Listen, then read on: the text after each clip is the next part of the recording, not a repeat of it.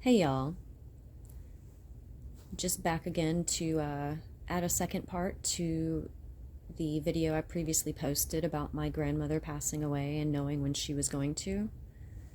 It was approximately 3 nights after her passing, and she passed in that house that we grew up in. My twin sister and I were sitting in our kitchen just watching TV, doing our own thing. It was pretty late at night. It was after midnight.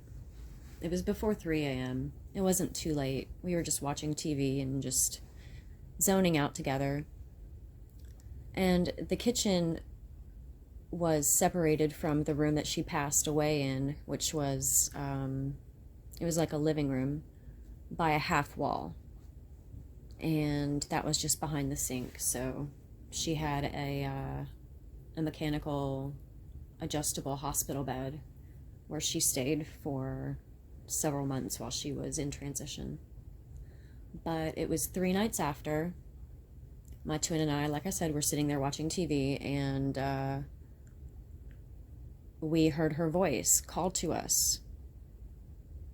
And it sounded like it was in a tunnel far away with a slight echo, but it was definitely her voice or something using her voice. But, well, before I get ahead of myself here, my twin and I, as soon as we heard her, or what we thought was her, or what could be her, this disembodied voice, it had caught us off guard and scared us, and we were sitting together, like I said, and we turned and faced each other, screamed at the same time, and both ran out of the room back to our bedrooms as fast as we could.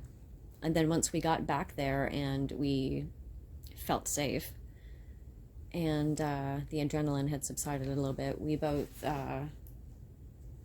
we asked each other what we heard her say, and we wrote it down on pieces of paper, and we handed it to each other at the same time, and it was the same exact thing. It was one word, and it was one word that she had always used when we were alive, and she referred to us as girls. She would never say our names or anything like that. She would never say this or that or anything else. She'd always say, girls do this, girls do that.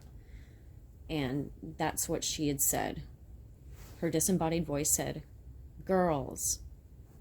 But like I said, it sounded like it was very far away and muffled, but it definitely sounded like her voice.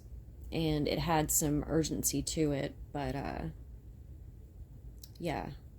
I mean, I've heard of shared delusions and like shared hallucinations before, but I seriously doubt that's what this was. I mean, feel free to believe what you want, and, you know, I'm open to anybody else's opinion, but this is one of the events rather, that made me believe that there was something after the passing of the human spirit. Well, of the human body. The spirit goes on, or something. I don't know. Just my opinion, and I just wanted to add that. It wasn't the only thing that had happened, but it just required its own video. But thanks for listening to my story.